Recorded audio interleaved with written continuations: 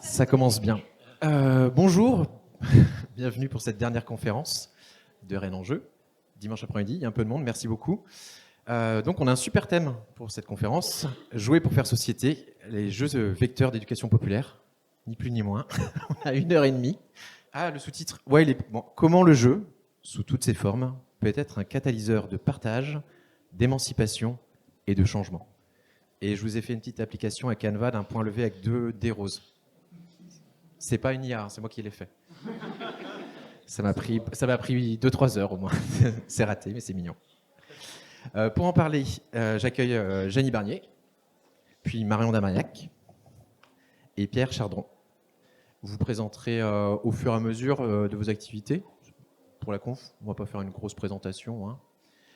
Quand on m'a proposé de faire cette conférence, j'étais trop content parce que moi, les jeux, je commence à m'y intéresser depuis quelques temps. Je suis plutôt réalisateur, mais je suis aussi animateur dans des structures et j'étais ouais, trop bien, une conf sur le jeu et éducation populaire. Et après, j'en suis très vite rendu compte que je connaissais pas grand-chose, malgré que je pratique le jeu à titre personnel, mais aussi dans les milieux où je travaille.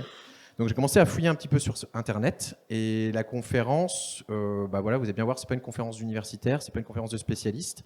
Et on a pris le parti de prendre des gens qui travaillent avec le jeu au quotidien, que ce soit dans le milieu professionnel ou bénévole, pour venir éclairer. Donc le déroulé de la conf, c'est moi qui l'ai pondu. Elle est sûrement imparfaite. Je vous propose, c'est qu'on la parcourt. Il y a les intervenants-intervenantes qui pourront apporter des précisions, des corrections. Et on se garde plus de temps à la fin pour échanger, pour voir, parce qu'il y a des points, je pense, qui feront consensus, d'autres pas du tout. Et je trouve que c'est ça qui peut être intéressant, de voir où est-ce que ça bloque, où est-ce qu'on peut aller voir ailleurs, ouvrir un petit peu le débat. Si vous avez des précisions au cours de la conférence, c'est bienvenu, mais vraiment quelque chose de factuel sur une slide pour préciser quelque chose, apporter un complément, mais pas durant la première partie, pas être sur du débat ou des grands sujets, parce que sinon j'ai peur de perdre tout simplement le fil de la conférence. Voilà. Donc pour commencer, jeu et éducation, moi je me suis dit, quand j'arrive, quand on me propose ce genre de sujet, quand je suis animateur, je vais voir partout sur Internet, je fouille les livres, je regarde sur YouTube. Et moi, ma formation à la base, je suis biologiste. Je fais des études de bio, donc forcément, je suis allé voir ce qui se passe chez les animaux. Et ce qu'on sait, c'est le jeu, en général. Il y a un rapport, vous allez voir, ça arrive. Chez les animaux, le jeu, on sait depuis très très très longtemps que le jeu sert pour apprendre à manger, apprendre à se reproduire, les interactions sociales, chasser, etc., etc. Dernièrement, on s'est rendu compte de 2 choses. Déjà, le jeu, il est bien plus répandu. C'est pas que les mammifères, c'est pas que les oiseaux. On voit aussi des dragons de Komodo, par exemple, certains reptiles, même certains poissons qui ont des pratiques de jeu. Ça, c'est un super documentaire avec le dragon de Komodo qui s'amuse avec son bac à glace. Chacun ses jeux, hein. Et deuxième chose, c'est que les animaux jouent, certes pour apprendre, mais même à l'âge adulte, ils continuent à jouer. Et ça a posé beaucoup de problèmes de pourquoi ils continuent à avoir une pratique qui dépense de l'énergie, à quoi ça leur sert, et il semblerait que ce soit vraiment une pratique pour le plaisir. Donc ça, c'est un peu axé mon intervention, c'est de me dire, tiens, est-ce que chez l'homme c'est pareil? Est-ce que nous, dans l'éducation, on va avoir des jeux plus pour l'éducation, et est-ce qu'on va garder des jeux réellement pour le plaisir? Ça suit? N'hésitez pas à intervenir si besoin. En fouillant sur Internet, je me suis dit, oh là là, je suis pas historien. Là, je vais pas pouvoir faire. En plus, il y a une super conf qui a été faite hier, que vous retrouverez peut-être, qui a été fait par Henri Kerverac. Les liens entre jeu et éducation, c'est hyper flou. On trouve des traces en Grèce, on disait c'était pas mal de mettre un peu d'éducation pour former à des nouveaux métiers ou peut-être pour les mathématiques. Après, au Moyen-Âge, il a semblé que c'est bon, l'éducation, il fallait que ce soit quelque chose de sérieux, voire d'austère. Donc il y a différents mouvements comme ça un peu contradictoires de on met du jeu, on enlève du jeu. Et après, j'ai trouvé les premières traces de ma petite recherche, des jeux qui étaient faits plutôt dans une optique d'instruction. Donc là, il y a le jeu des reines renommées, pour la royauté, pour apprendre qui étaient les figures, quels étaient les gens à connaître, la biographie, les lignées, tout ça. On a aussi des jeux qui apparaissent au 19e siècle pour jouer à la messe, pour être un bon petit catholique. C'était sympa, c'était tout mignon, vous aviez tout ce qu'il faut. Des jeux de cartes pour l'arithmétique.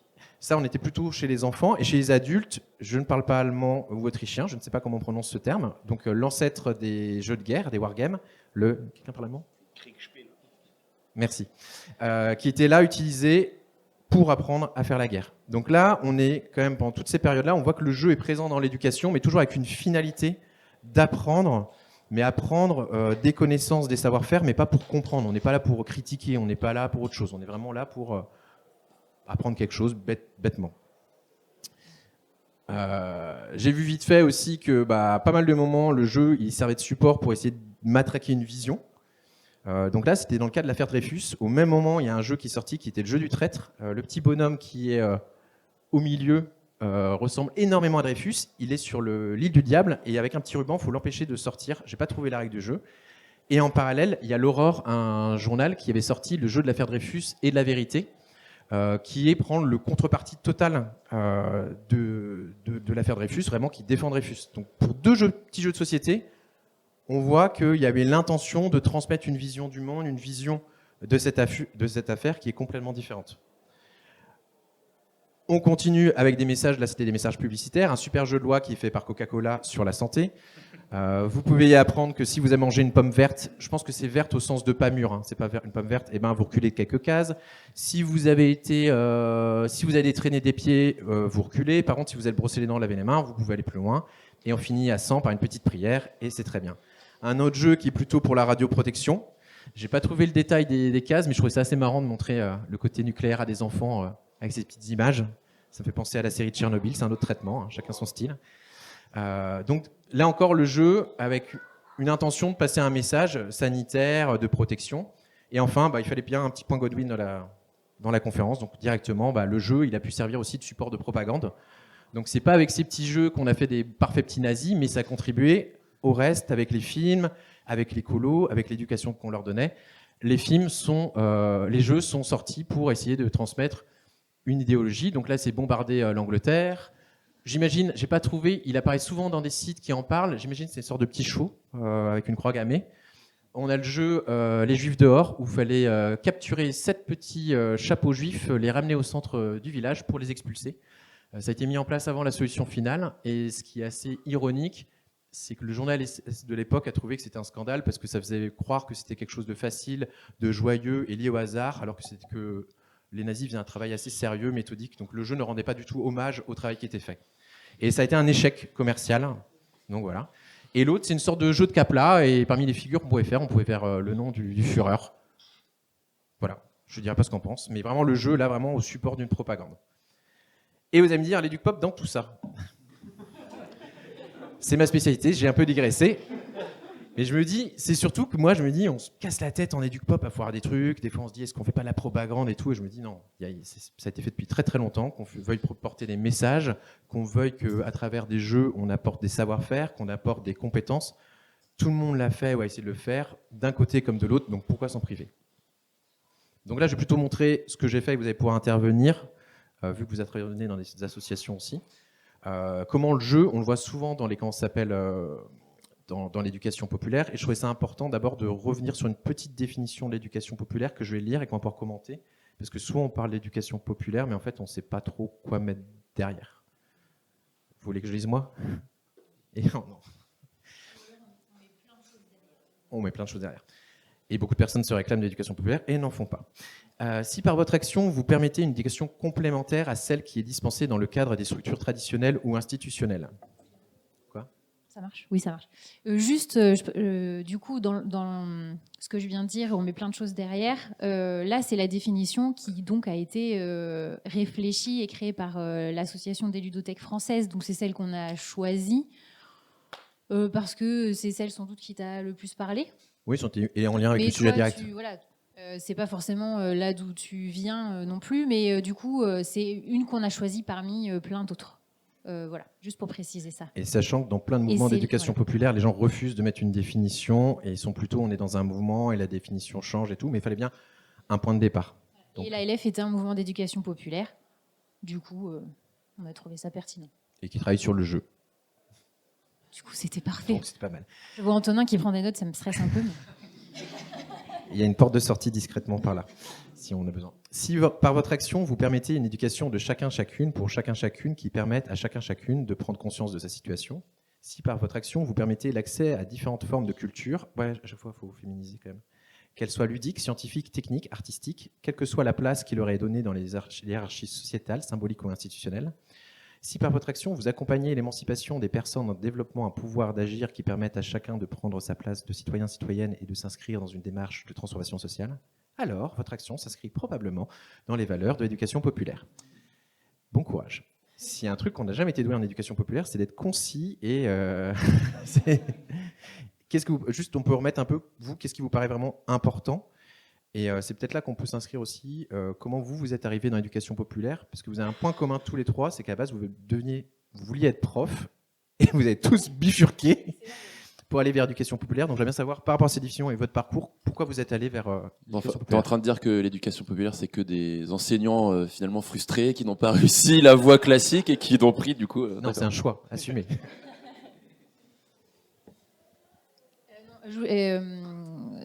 C'est extrait du projet politique de l'ALF quand même, donc c'est quand même un positionnement aussi.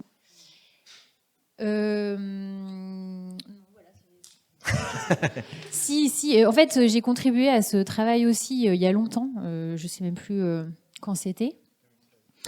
2016. Voilà, 2016, merci Henri. En fait, on a vraiment réfléchi pendant longtemps, tout un week-end, sur ces définitions-là. On s'est beaucoup pris la tête, on a beaucoup changé les mots, beaucoup remixé tout ça. Cette définition, elle est née en fait d'une action d'éducation populaire, du coup, puisqu'on a vraiment créé ensemble les ludothécaires de la France entière. Et du coup, comme vous le voyez, on a vraiment mis l'accent, l'accent, merci, sur l'action. Donc en fait, l'éducation populaire, c'est une action, c'est un mouvement. Du coup, ça, je pense qu'on l'a bien en tête. C'est vraiment pas quelque chose de figé, pas quelque chose de fixe. C'est un mouvement, et du coup, comme tout mouvement, en fait, a priori, il n'a pas de fin encore, mais il y a eu un début qui est assez flou. Il y a eu du coup des mouvements en fait qui sont passés par plusieurs chemins.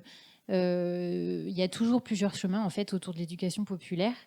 Et donc c'est pour ça qu'on a choisi vraiment des choses très spécifiques. Donc que ce soit vraiment complémentaire d'une éducation institutionnelle, donc qui est principalement dispensée dans l'éducation nationale. Donc en fait tous les mouvements associatifs aussi qui sont des mouvements alternatifs aux institutions comme ça pourraient en fait aussi dire que c'est de l'éducation populaire dans le sens où c'est en fait la population en fait qui prend en main des sujets et qui travaille ensemble ou à trouver des solutions, à avancer, etc. Donc au début, c'est complément, c'est ni la famille ni l'institution, c'est autre chose. Pour le deuxième point, c'est prendre conscience de ces situations, c'est prendre conscience des discriminations, prendre conscience des inégalités, parce qu'on n'est pas dans le monde des bisounours, tout va pas super bien. Donc c'est déjà se rendre conscient de ça et essayer de le changer. Le jour où il n'y aura plus besoin d'éducation populaire, c'est que tout sera parfait. Enfin, on atteint. Pierre, tu veux dire ? Il y a aussi l'idée que éducation populaire, donc on entend éducation populaire, on se dit c'est possiblement éduquer le peuple. Et en fait, justement, ça c'est un peu à l'inverse, puisque c'est pas l'idée d'éduquer le peuple, c'est l'idée de s'apporter mutuellement une logique populaire, collective en fait. Et qu'il y a aussi cette distinction-là par rapport aux institutions classiques, l'école, la famille, d'avoir une transmission de savoir qui va être en fait horizontale. Et d'avoir en fait un partage des compétences et des aptitudes de chacun et de chacune dans une logique de partage et de diffusion globale du savoir et pas dans une logique descendante d'un sachant vers un apprenant. J'ai des petits soucis. Peut-être bien proche du micro. Oui, et par rapport à ce que tu disais, c'est pas de hiérarchie non plus entre un savoir universitaire, un savoir ouvrier, un savoir ludique par rapport à ce qui nous intéresse. Pas de hiérarchie a priori entre les savoirs, et on part de ce que c'est le peuple pour le peuple. Janie ? Ouais, je suis assez d'accord avec tout ça. Donc moi, je fais partie de l'association Borderline Games, qui a été créée en 2011 par une bande de copains, dans une vision militante, c'est-à-dire donner accès aux jeux aussi en dehors des ludothèques, en dehors de l'école, en dehors d'une bibliothèque. Maintenant, de plus en plus, il y en a et c'est chouette. Mais c'est aussi aller dans des endroits où il n'y en a pas. Donc Je sais pas, on nous a souvent demandé d'aller dans les prisons, d'aller dans des endroits où il y avait des personnes en situation de handicap. Enfin voilà, c'est aussi amener pour différents publics, faire ensemble, créer du lien social. Et moi, c'est ça que je trouve super dans l'éducation Donc limite, populaire. l'éducation populaire, ça serait un peu politique, quoi. C'est extrait d'un projet politique. Je dis ça. C'est très politique, quoi. Juste, tu parlais de savoir, mais pour moi, c'est aussi l'expérience, en fait.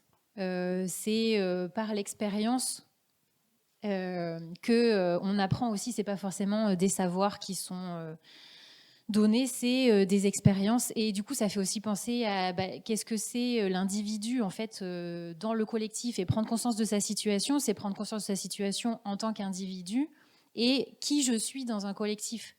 Et le collectif, il peut faire aussi société. Transition. Waouh. Elle est forte, elle est forte. Transition. Donc là, je suis parti sur quelques jeux ou quelques pratiques que j'ai vues. C'était pas la bonne transition, mais si, c'est très très bien. Bon. Quand moi je travaille en tant qu'animateur dans différentes structures, ce que je vois souvent, la pratique du jeu, hormis le jeu qu'on met de temps en temps, on dit c'est de l'occupationnel entre deux activités, qui même c'est assez mal vu. Dans certaines assos en formation, on dit non, faut surtout pas que les gamins ils soient en occupationnel, en train de faire des jeux. Là, il faut tout souvent qu'il y ait une envie de transmettre quelque chose, un savoir. Qu'est-ce que ça veut dire occupationnel ? Alors occupationnel, maintenant je me pose la question, c'est grosso modo quand il n'y a pas un but derrière. C'est limite, tu n'as pas pensé à un déroulé pédagogique, un objectif de savoir, de savoir-être, de savoir-faire, parce que, in fine, tu as peur que sur ta demande de subvention, qu'est-ce qu'ils ont fait, gamins ? Ils ont joué au Lego. Alors que si tu dis, non, les Lego a permis de mettre en place une sorte de hiérarchie sociétale dans un développement du respect, enfin voilà, tous les grands mots qu'on utilise, mais parce qu'on a peur de juste dire, ils ont joué et ça leur apporte des choses. Et donc là, c'est un des biais que j'ai vu, des choses très très bien, c'est que quand nous on utilise en EducPop des jeux, on utilise beaucoup de jeux modifiés. On est les champions du pillage modification, et ça c'est cool. Donc là, par exemple, vous aviez le Monopoly des inégalités, qui a été fait par... j'ai un doute, j'ai oublié. Donc qui est une extension du Monopoly que vous rajoutez, et qui fait qu'à chaque tour, par exemple, si vous êtes une femme, une personne racisée, vous êtes mineur et tout, vous n'avez pas les mêmes droits, pas le même argent, vous pouvez acheter ou non. Et généralement, c'est marrant, les gens ils sont un peu énervés à la fin du jeu, parce que c'est pas facile de gagner sur certaines parties. Vous avez un jeu de 8 familles, qui est une réactualisation du jeu de 7 familles pour un peu correspondre plus à la diversité des familles qui existent actuellement, avec des familles monoparentales, homoparentales, recomposées. Et là, classiquement aussi, c'est reprendre tout simplement un jeu de loi, sauf que là, la thématique, c'était le parcours un peu chaotique que peut avoir un migrant pour avoir ses papiers en France. Et donc ça, c'est vraiment une spécialité de prendre des jeux qui existent, des mécaniques qui existent déjà, les adapter avec plus ou moins de succès à un sujet qu'on veut traiter, mais dans l'optique de soit sensibiliser, soit d'apporter des informations. Deuxième type de jeu, et après, n'hésitez pas à intervenir, c'est des créations originales qui demandent plus de travail de la part des équipes. Là, je vous ai mis plus des jeux de simulation. Personnellement, j'avais fait le jeu du cacao, où on est dans une salle, il y en a qui sont des petits producteurs de cacao, c'était mon cas. Vous avez des gros traders, vous avez des consommateurs. Et au bout d'une demi-journée, on voit comment ça se passe, les différents échanges. Et en expérimentant la situation, cette simulation permet d'aborder certaines thématiques du commerce international et des inégalités. Bon, moi, j'étais vraiment pas doué. J'avais vendu 2 fois pas assez cher mon cacao dès le premier tour, donc j'ai perdu dès le début. J'ai dû aller voir la banque pour un prêt. Voilà, la simulation était ratée de chez ratée. Donc ça, c'est un travail qui demande beaucoup plus. Il y a souvent des livrets pédagogiques. Il y a le jeu de la ficelle qui est très bien pour comprendre les liens de notre alimentation. C'est souvent un gros travail de la part des équipes voilà, qui existe. Autre chose qu'on voit souvent, c'est de faire un accès plutôt sur un focus sur un type de jeu en tant que tel. Alors quand on fait l'EducPop, souvent, moi, quand je fais l'animation, les animateurs et animatrices veulent qu'on fasse du jeu coopératif. On fait du jeu coopératif. Parce que c'est bien, il faut que les enfants arrêtent de se battre, il faut vivre dans un monde de paix, patati patata. Bon, j'avoue, moi, le jeu coopératif en colo, j'en peux plus.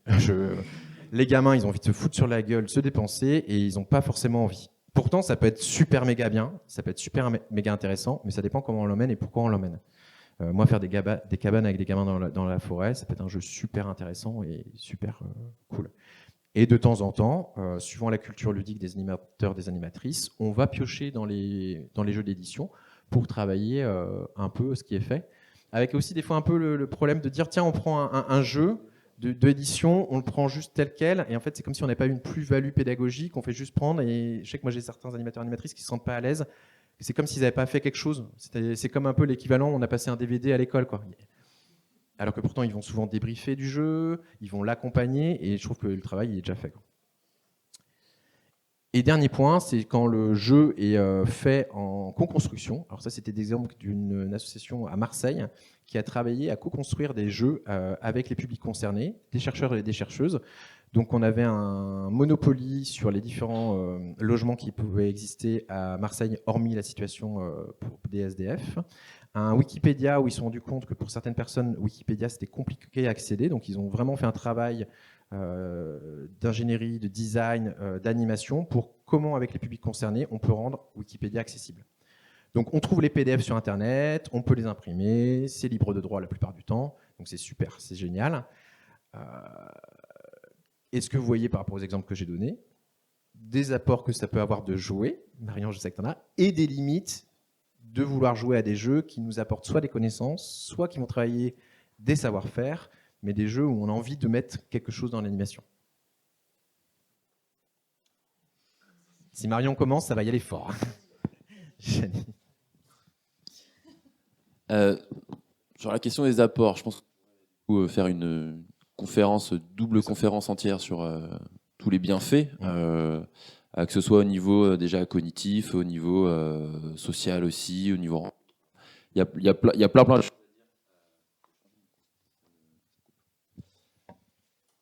Ce qui est intéressant à prendre en compte, c'est la question, comme on disait, de la finalité. En fait, de dire, on va faire des jeux, oui, mais le jeu, il faut qu'il réponde à une visée particulière.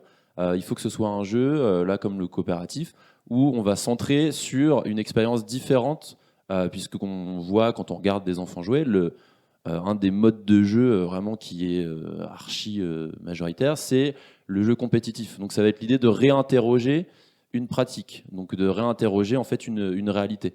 Sur le jeu des inégalités, ça va être de mettre en lumière certaines inégalités, certains faits de société. Ça, en termes de limites, je pense que ça crée un peu l'effet carotte. C'est-à-dire de dire, regardez, en fait, on va jouer, mais le but, c'est pas de jouer, le but, c'est de vous faire comprendre quelque chose ou apprendre quelque chose. Ce qui n'est pas une mauvaise ce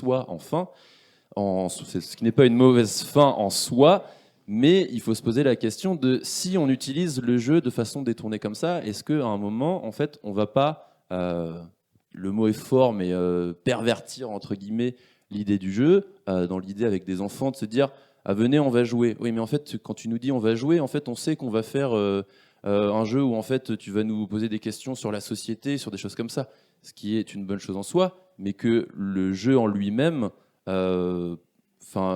devient chiant, voilà, c'est ça, et que merci. Et du coup,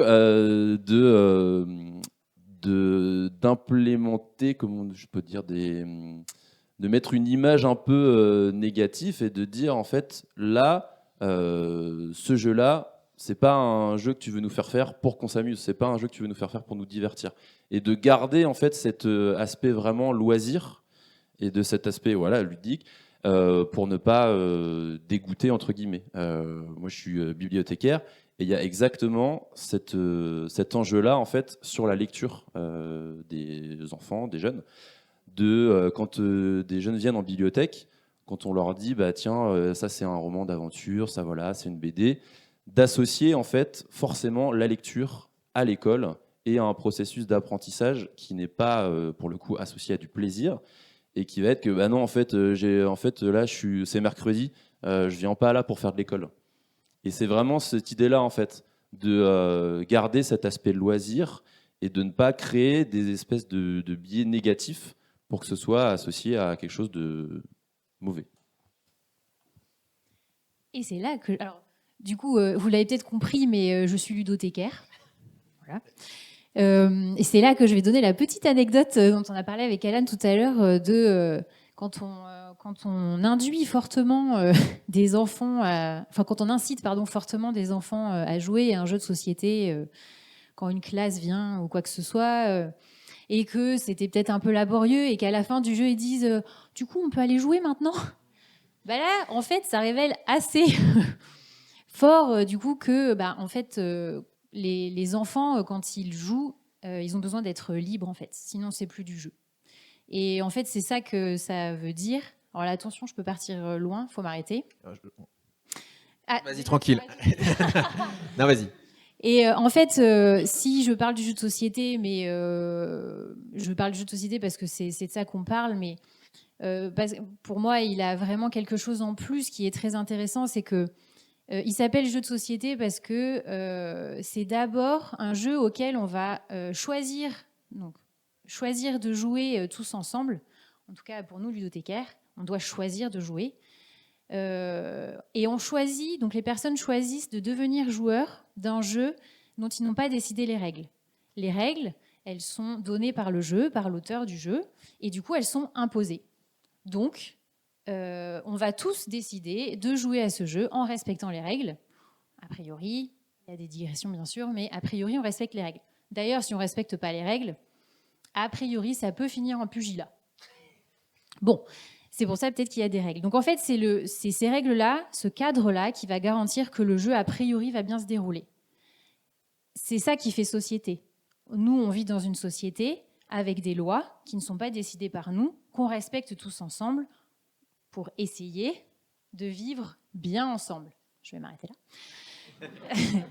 Du coup, ce cadre-là, il garantit normalement qu'on évolue tous de manière harmonieuse ensemble.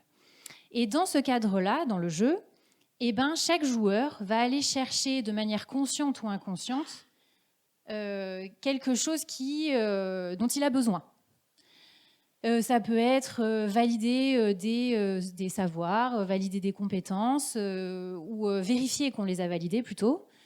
Ça peut être développer des compétences, ça peut être juste se challenger, ça peut être essayer de trouver la meilleure stratégie parce qu'on kiffe ça, ça peut être juste pour le plaisir, voilà. Ça peut être des millions de raisons, comme tu l'as dit tout à l'heure.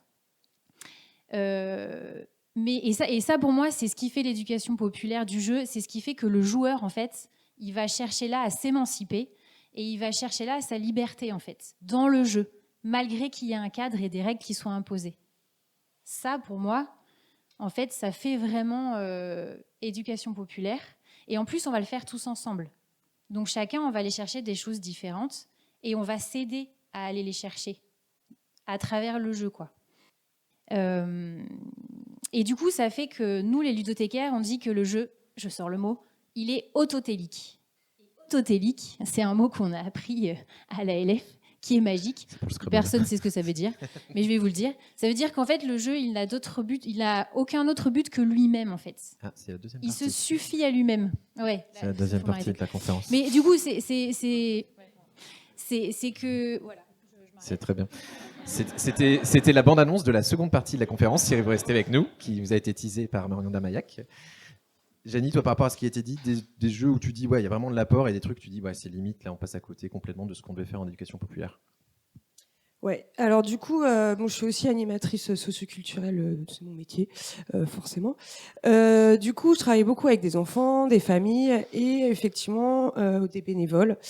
Et les bénévoles disent ils veulent que faire des jeux en fait. Bah oui, parce qu'en fait ils s'amusent, ils en ont besoin et en fait ils mettent en application ce qu'ils viennent de faire avant, c'est-à-dire qu'ils ont appris leur multiplication, etc. Mais après ils ont besoin de se détendre. Et il y a plein de jeux qui le permettent. Par exemple, je pense au jeu Diamant, qui est un jeu qui est très sympa. On pose des cartes, hop, on tombe sur des pièges.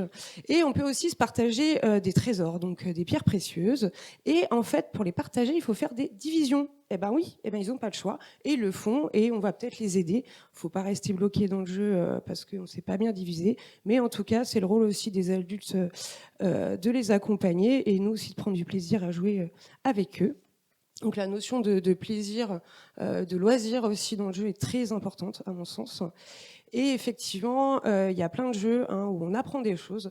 Je pensais hier, on en discutait avec Pierrot du jeu Freedom. Il arrive 2 diapos plus tard. D'accord. Donc on en reparlera. Mais globalement, il y a une mécanique, c'est un jeu coopératif pour adultes qui est assez vénère et en fait qui parle des routes de l'esclavage, comment voilà, on a aidé à libérer à l'époque donc les esclaves qui étaient encore dans le sud des États-Unis. Enfin voilà, en tout cas c'est et on doit faire des choix, c'est dramatique de on en sauve 3 ou 10.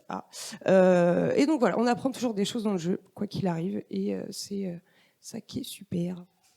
Moi, ce que je voyais par rapport aux apports et limites, c'est souvent, je trouve qu'il faut continuer d'avoir ces jeux-là, mais souvent ça pêche, comme tu as dit, ils sont chiants. Il y en a qui sont très très bien faits, hein, des jeux de simulation, des jeux de plateau. J'ai pris vraiment beaucoup de plaisir, ça fait plus de 15 ans que je suis animateur, plus même. Ça fait un certain temps que je suis animateur, et des fois j'ai vraiment pris énormément de plaisir à jouer, à animer ou à être animé sur ces jeux-là, avec des thématiques qui sont mais vraiment pas faciles, quoi. Les violences faites aux femmes, les violences policières, le racisme, les discriminations. Des fois, on sort de là, on a vraiment besoin d'en parler autour d'un café, d'un thé, d'une bière, parce que c'est lourd. Et ça fait des années que l'éducation populaire ou ces associations le portent et tentent, plus ou moins maladroitement, de le faire. Mais des fois, il y a toutes les intentions du monde, mais ça ne le fait pas, parce qu'il y a la mécanique qui est bancale, quoi. On reste sur un quiz. Alors, ça peut être très bien un quiz parce que ça peut permettre aussi de le co-construire avec d'autres bénévoles qui vont trouver. C'est assez facile de créer des questions. Mais il y a des jeux. Ouais, moi, il y a des fois, j'avoue, en tant qu'animateur, j'arrive dans certains trucs. Ah non, mais c'est encore un jeu de loi ou non, c'est tel type de jeu. Parce que le jeu m'apporte rien, c'est un support, mais j'aurais préféré avoir un échange avec la personne ou une autre forme d'animation. Parce qu'on manque de façon de faire et donc il faudrait peut-être aller voir ce qui se passe dans le monde de l'édition, dans le monde des auteurs. Et en même temps, depuis moi 1 an, je suis au jury Lizzie-Maggie, je me rends compte que c'est un travail que des auteurs maintenant et autrices se posent la question de comment aborder des sujets qui sont lourds, qui peuvent être difficiles, des sujets sociétaux, tout ça. Donc je me dis, tiens, il y a peut-être une convergence, des ponts qui pourraient se faire. Et en fouillant sur Internet, il y a encore un point Godwin qui arrive dans 2 diapos, j'ai rendu compte qu'il y a des gens qui vont même très loin dans la démarche. Il y a Brenda Romero, pour ceux et celles qui ne connaissent pas, c'est une game designeuse plutôt dans le jeu vidéo. Un beau matin de printemps, sa fille arrive revenant de l'école et elle lui demande comment ça va. Et c'était les Memorial Day, si je ne me trompe pas, c'est les jours de commémoration de l'esclavage. Et sa fille, métisse, concernée de plein fouet, parce qu'on parle pas afro-américain, ça va, je peux aller jouer. Et là, elle s'est dit, wow, là, il y a un petit souci. Elle a eu 1 semaine de conférences, de films pour la sensibiliser à ça. Et je raconte très mal, vous irez voir sa conférence TEDx qui le parle très très bien. Et elle était vraiment surprise que sa fille ne soit pas impactée, que ça ne la questionne pas et tout. Game designeuse, elle va dans son sous-sol, elle récupère des meeples, ou je ne sais plus quoi exactement comme matériel, et elle lui a fait peindre les différents pions pour que ça soit différentes familles, et elle lui a fait vivre le commerce triangulaire. Super maman. Il s'avère que la fille, après avoir joué à ça, en s'imprégnant, en s'impliquant avec des mécanismes et des choses qui sont propres au jeu, elle a touché du doigt une réalité qu'elle n'avait pas compris avec son âge par rapport à une conférence ou un cours, peut-être qu'elle était passée à côté, voilà. Et il s'est passé quelque chose. Brenda Romero, à partir de ça, a fait un travail sur 6 jeux, je crois. Je vous ai mis 3 ici, où elle a vraiment essayé de pousser au maximum de ce que j'en ai compris. Vous me reprendrez ceux qui sont plus spécialistes que moi, de comment les spécificités du jeu peut emmener à traiter des sujets particulièrement sensibles d'une façon que le cinéma, le théâtre ou d'autres formes d'art ne peuvent pas faire. Et là, je vous ai mis 3 exemples. Donc, The Mexican Kitchen, c'était pour comprendre les difficultés des personnes sans papier aux États-Unis. L'autre, je ne peux pas le dire, c'est en gaélique. C'était sur l'appropriation des terres irlandaises, si je ne me trompe pas, par les Anglais, par rapport à son héritage, ses grands-parents irlandais. Et The Train, c'était un jeu où il n'y avait pas trop de début. On commençait, il fallait mettre le plus de petits bonhommes jaunes dans les trains, les envoyer à une destination où il y avait une carte. Et à un moment de la carte, ça vous disait Auschwitz ou Birkenau. Et là, certains continuaient à jouer, d'autres arrêtaient de jouer. Mais le jeu ne disait pas quand il y avait une fin ou pas. Tous ces jeux étaient accompagnés à chaque fois par l'autrice, lors de conférences, lors de festivals ou tout ça. Et c'était accompagné pour faire réfléchir. Pour certains, on arrive à la limite de ce que c'est un jeu. Certains ont parlé d'abusive game. Puisque là, le jeu, ce que propose Brenda Romero, vient même questionner ce que c'est qu'un jeu, parce que souvent on se dit un jeu, ça va être bienveillant, ça va être sympathique, on va passer un bon moment. Là, les gens qui ont joué à ces jeux-là ne sortent pas indemnes, Mais moi, je trouve que ça fait un parallèle avec ce que j'ai vécu des fois en éducation populaire, de certaines animations n'ont pas laissé sortir d'elles. Quand on fait une animation sur les violences, sur la pédocriminalité dans les familles, je sors pas de là en mode super, c'était génial. Non, je suis ramassé.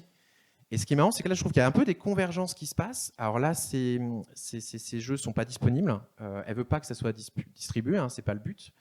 Mais je me dis, tiens, c'est marrant, elle mène un travail qu'on pourrait mener en éducation populaire de comment toucher au mieux les gens, comment les faire réfléchir sur une réalité qui nous dépasse totalement. Alors, c'est des cas un peu peut-être extrêmes, mais sur la pauvreté, des choses qui peuvent nous révolter.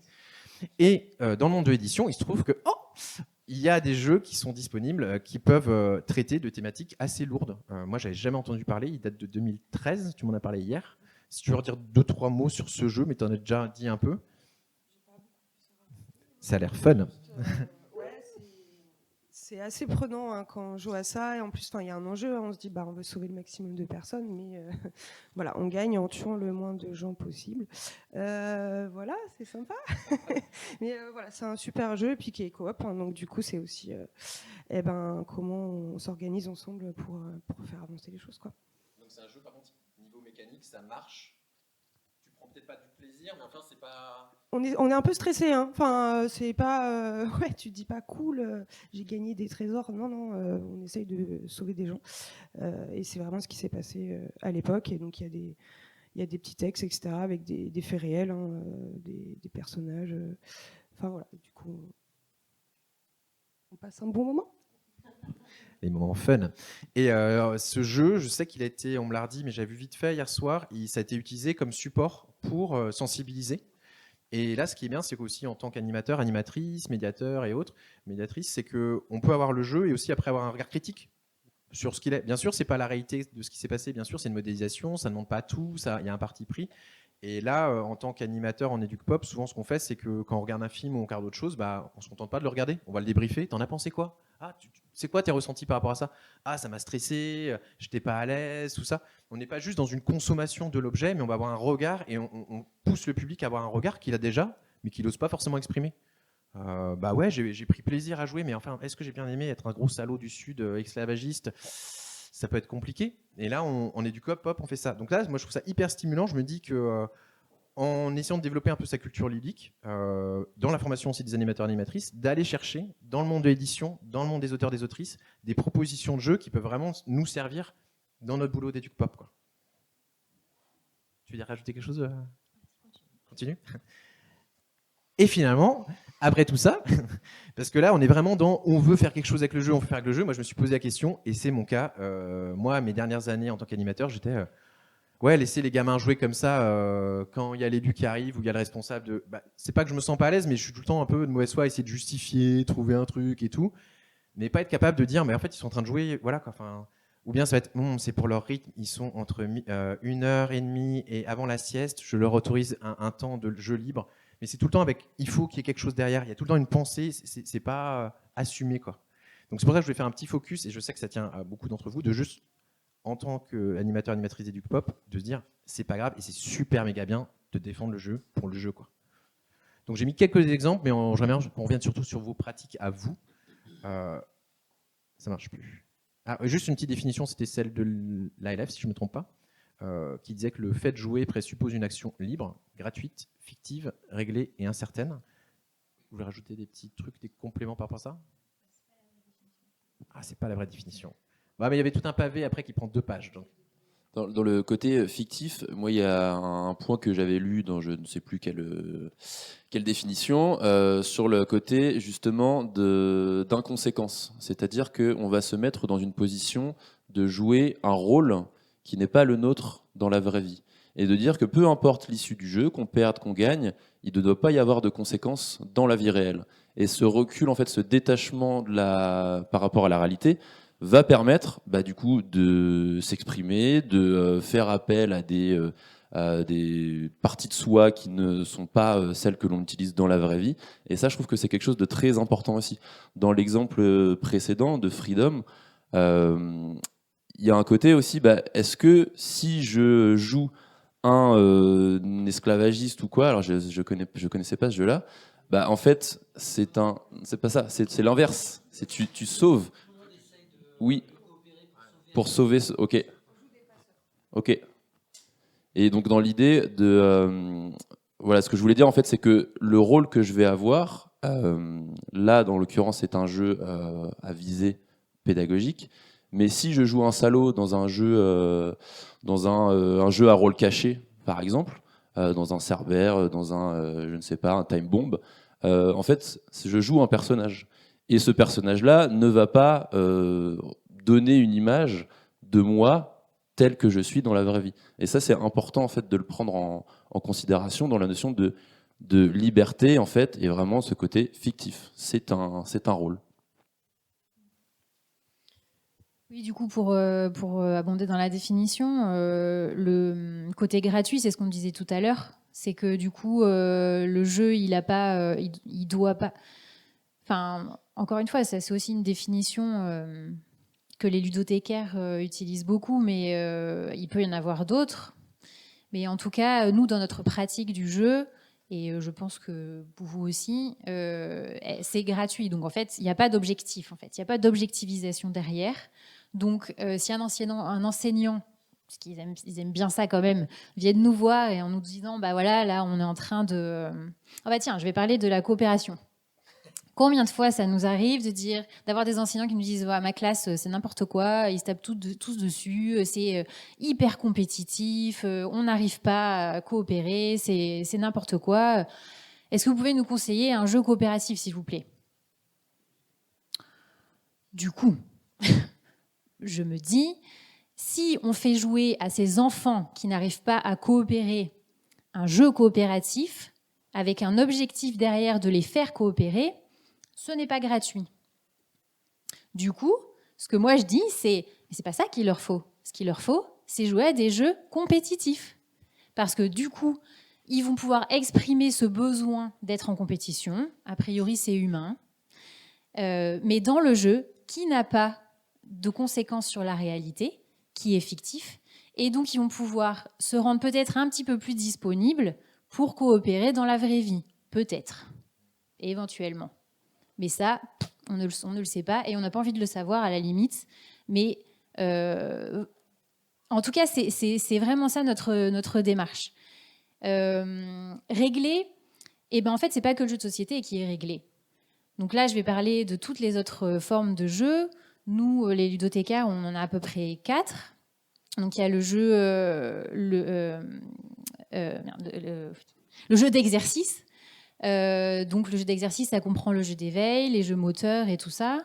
Les jeux symboliques. Donc les jeux symboliques, c'est les jeux de mise en scène, Playmobil, machin. Les jeux de rôle. Donc j'incarne un rôle. Je suis pompier, je suis docteur, etc. Les jeux de construction, Lego, etc. Et les jeux de règles. Dans tous les autres jeux, il y a aussi des règles en fait. C'est juste qu'elles ne sont pas dictées par le jeu. Elles sont créées par les joueurs. Soit le joueur pour lui-même tout seul, soit les joueurs entre eux pour pouvoir jouer aux jeux symboliques. En fait, s'il n'y a pas de règles, c'est impossible. Du coup, ça ne marche pas. Tout le monde joue dans son coin. Il n'y a pas de... Voilà. Donc souvent, on peut observer des duos d'enfants, des trios, qui disent, bon, on n'a qu'à dire que toi, tu fais ci et toi, tu fais ça. OK, hop, on le fait. Puis il s'arrête, il dit... Non, en fait, on n'a qu'à dire que finalement, tu fais ci. Ça. Ben ça, en fait, ce sont des règles. Et ce sont des règles qui sont créées par les joueurs qui sont en train de jouer, en fait. Et ça, c'est juste magique. C'est... Voilà. Donc, j'ai dit tout. Et incertaine, ah oui, incertaine. Ben, incertaine, en fait, ça veut dire que, a priori, si on joue à un jeu de société avec quelqu'un, on ne sait pas si on va gagner ou si on va perdre. Et si moi, je joue à un jeu d'échecs avec quelqu'un qui est hyper fort au jeu d'échecs, je sais que je vais perdre. Du coup, pour moi, l'aspect ludique et l'aspect plaisir et l'aspect incertain du jeu, il disparaît.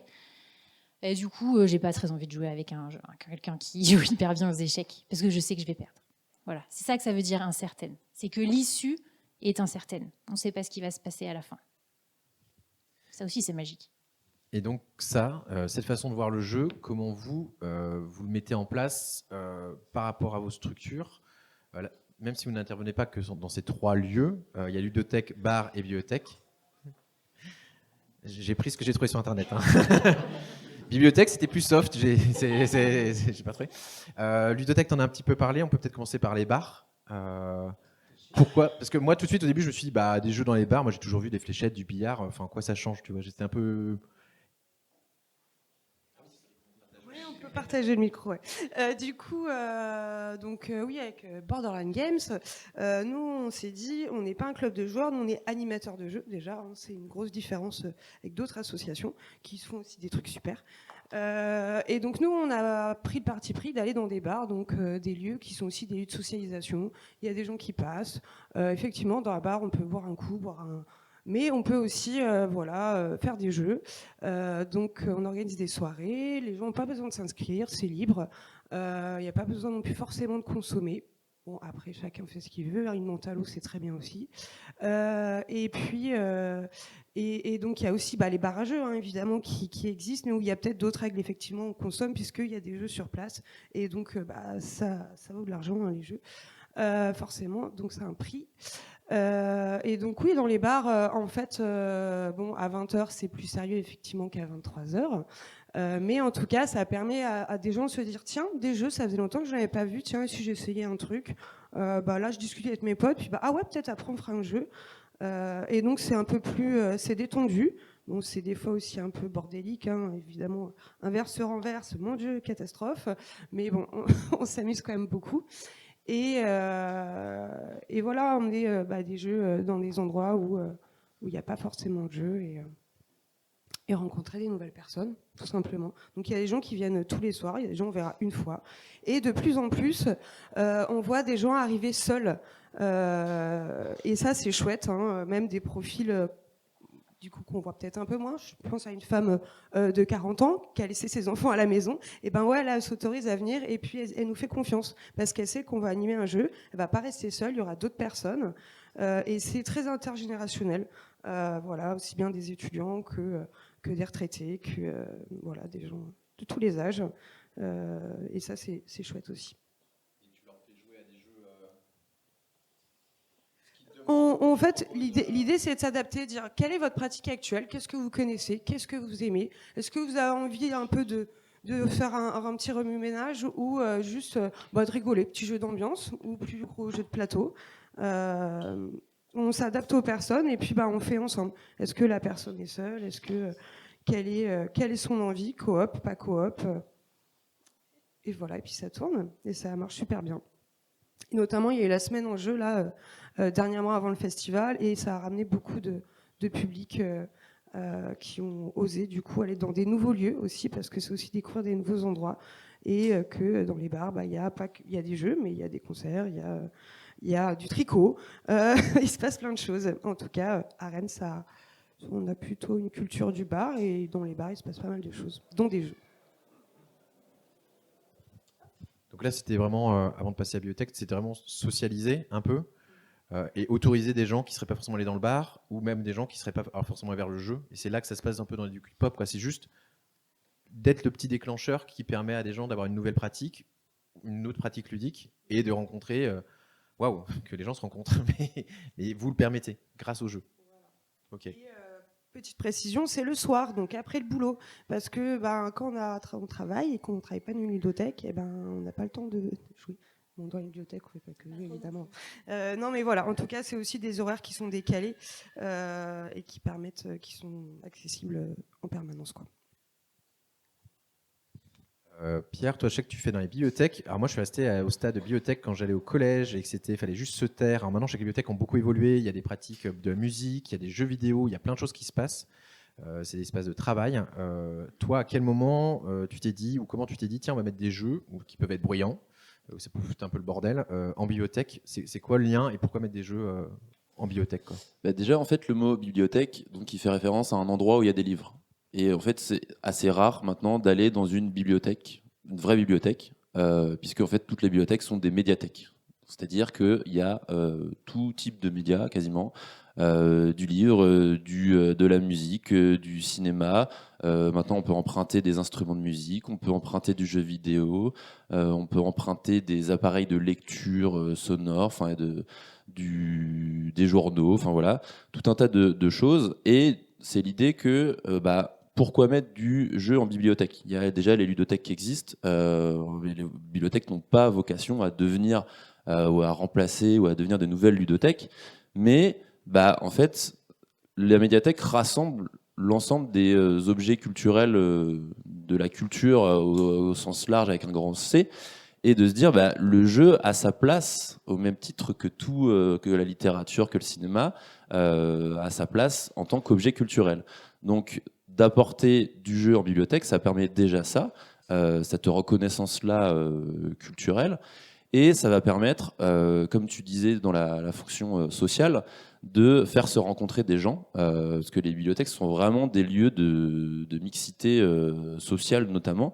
Il y a des gens qui viennent utiliser les postes informatiques pour être aidés dans leur démarche administrative. Des gens qui accompagnent leurs enfants qui vont prendre des livres pour leur lire des histoires pour le soir, des choses comme ça. En créant des événements jeux dans les bibliothèques, on va permettre des rencontres, justement, des rencontres, de créer vraiment de la mixité sociale, intergénérationnelle aussi, typiquement des grands-parents qui viennent jouer avec leurs petits-enfants, qui ont besoin d'avoir un cadre qui va être celui du jeu pour passer du temps avec ces petits-enfants. Et il y a aussi la notion, j'ai oublié ce que je voulais dire. En préparant, tu m'avais parlé de personnes aussi qui allaient aller vers le jeu, qui ne seraient pas forcément allées avec, des mamans qui emmènent leurs enfants pour le livre, parce que le livre c'est bien, et on leur dit que le livre oui, c'est bien. Ça, c'est là où je voulais en venir, dans cette notion cette notion justement de proposer plein d'objets culturels. Ce qui est intéressant en bibliothèque, c'est justement de créer des passerelles entre tout ça. Et de créer, de pas cloisonner en fait, de pas cloisonner les cultures, de pas cloisonner les savoirs, et de rassembler un petit peu tout ça par des propositions thématiques. Par exemple, moi, l'an dernier, on avait une exposition sur les arbres en Ille-et-Vilaine. C'est l'occasion de sortir des romans qui vont se passer dans des forêts, qui vont être thématiques autour de la nature, de ramener aussi des jeux autour de la forêt, Living Forest, forêt mixte, que sais-je, et de créer tout ça passerelle, puisque comme les autres formes d'art, il y a à la fois la thématique qui va importer et l'appétence justement particulière pour ce média précis. Donc il y a des gens qui vont adorer la littérature, mais tout le monde ne va pas aimer tous les sujets.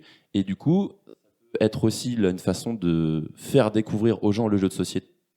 Leur truc à eux, c'est de se balader dans la forêt, de découvrir les arbres. Là, c'est une thématique qui va me parler, j'ai pas l'habitude de jouer, mais la thématique m'appelle. Donc en fait, je vais être appelé par cette forme artistique-là que je ne connaissais pas. Donc ça, c'est très intéressant. Et de trouver aussi maintenant des jeux qui sont vraiment à mi-chemin entre la littérature et le jeu. Par exemple, là, il y avait déjà l'essor des livres dont vous êtes le héros, qui sont des livres-jeux où en fait on avait une interaction avec le livre, où on était en capacité de faire des choix. Maintenant, il y a des jeux narratifs qui sortent, où en fait on est vraiment dans une histoire qu'on nous raconte, mais sur laquelle on peut avoir aussi une action, quoi.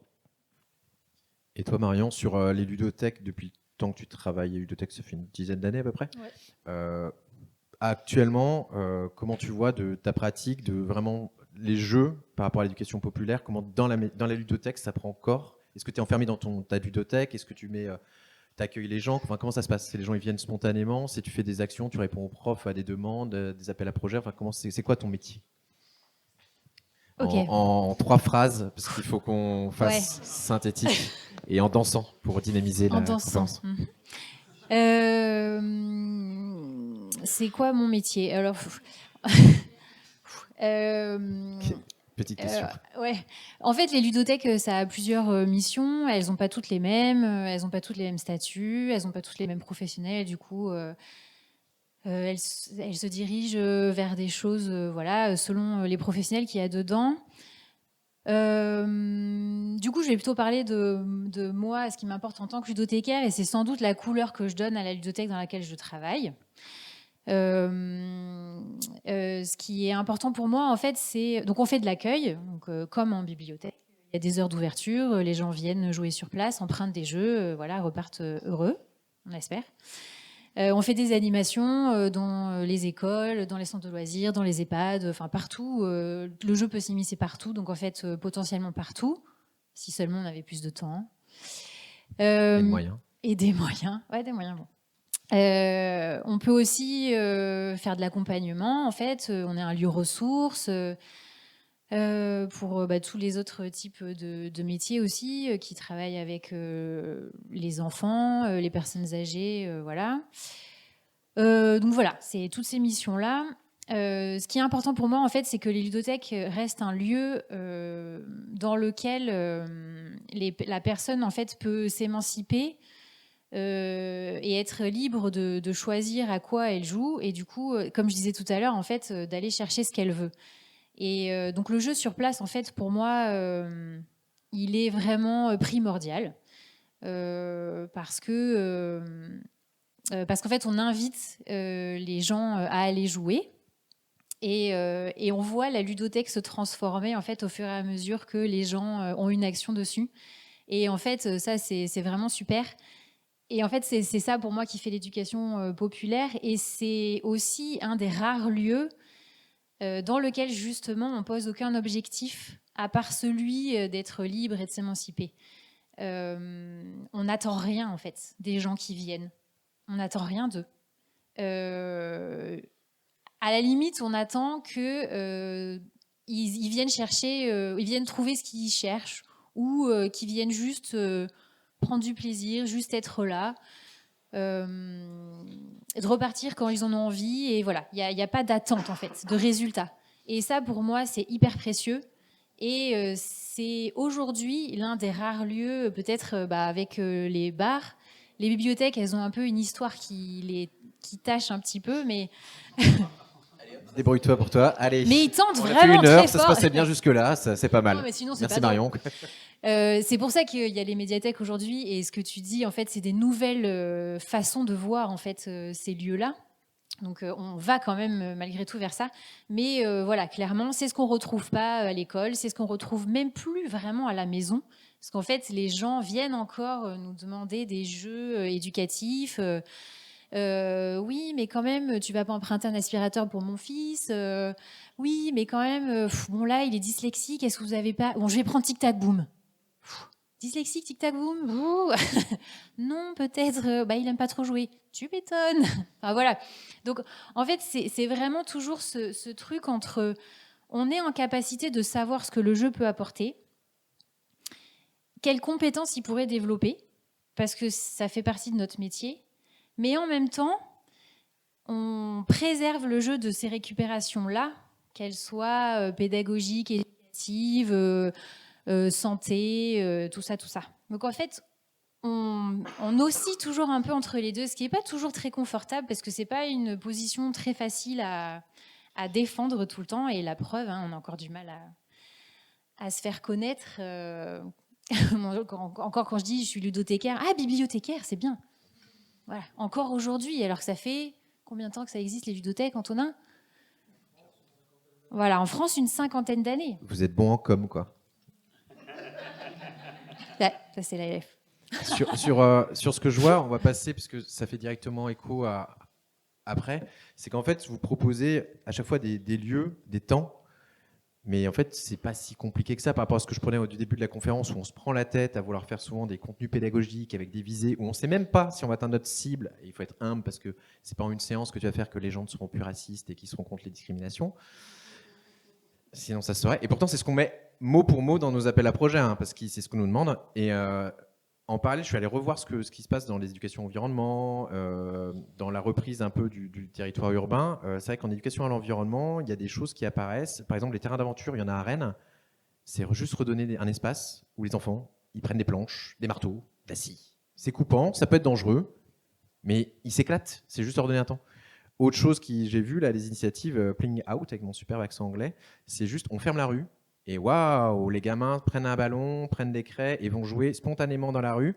Les adultes sont juste là pour empêcher qu'ils se fassent écraser par une voiture. C'est vachement compliqué à mettre en place. Et là, on voit un jeu spontané. Il se passe plein de choses. Et les objectifs, c'est pour les adultes. Les gamins, ils vivent leur vie, quoi.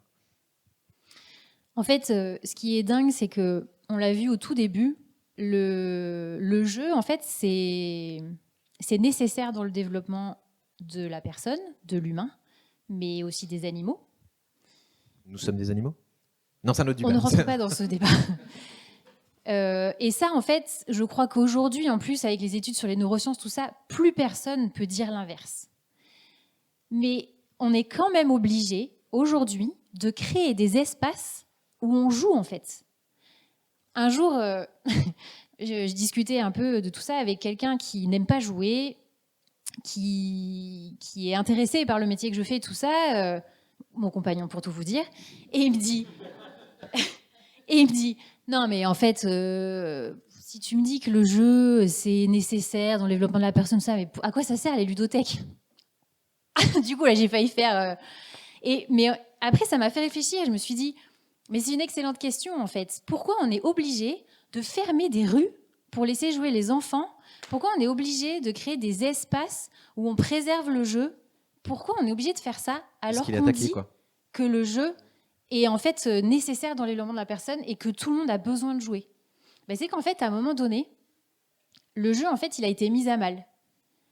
Et aujourd'hui encore, on a comme l'impression de devoir justifier le fait qu'on joue. On a besoin de dire pourquoi on joue. Et c'est pour ça que moi, je suis passionnée par ce que je fais, parce que justement, j'ai pas envie de justifier pourquoi les gens jouent. J'ai pas envie de justifier mon métier, j'ai pas envie de justifier le lieu en disant oui, mais vous savez, le jeu ça sert à apprendre. Oui, mais vous savez, le jeu ça fait du bien aux gens, c'est pour le bien-être. Oui, mais vous savez, ça apprend à compter. Oui, mais vous savez, pour les orthophonistes, c'est vachement bien le jeu, etc., etc. Et juste le jeu pour le jeu, en fait. Et donc, malheureusement, on a dû créer ces espaces-là, ce qui montre que le jeu a été mis à mal.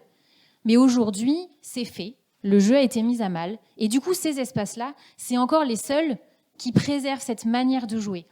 Et là aussi, les neurosciences, elles ont prouvé des choses. C'est que ces manières-là de jouer qui sont libres, comme le jeu en extérieur, où les enfants vont prendre des risques, ils sont sans les adultes, ils se sentent en sécurité. Aujourd'hui, les rues, elles sont pas moins sécurisées qu'avant, hein. Voire elles sont plus sécurisées. Mais dans la pensée collective, on laisse pas un enfant aller jouer dans la rue parce qu'on a peur qu'il lui arrive quelque chose. La réalité et les chiffres montrent l'inverse. Mais la pensée collective a peur de ça et donc ne laisse plus les enfants jouer tout seuls dans la rue, ne laisse plus les enfants monter aux arbres. Il n'y a plus d'arbres dans les cours de récré. C'est grave en fait. Et aujourd'hui, on est en capacité de prouver que c'est grave pour le développement de l'humain et que on crée des lieux pour le préserver. Et en fait, c'est donc politique aussi pour ça. Et donc des structures comme les vôtres, de juste dire réautorisons un espace, un lieu, sans mettre d'objectif derrière, mais juste que la pratique du jeu puisse se développer.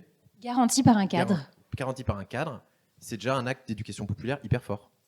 Et politique. Et la question que tu me posais aussi tout à l'heure, c'est comment mettre en place du jeu dans une bibliothèque où du coup on a encore l'image d'une bibliothèque où on doit se taire, où le bibliothécaire fait chute comme ça. C'est aussi cette idée-là en fait de mêler les pratiques des gens qui sont là dans un cadre professionnel, qui vont faire des démarches, d'autres qui viennent lire leur journal, et aussi de se dire en fait on va mélanger les pratiques, mais on va faire en sorte que ça se passe au mieux pour tout le monde. Et en fait, on va élargir notre public.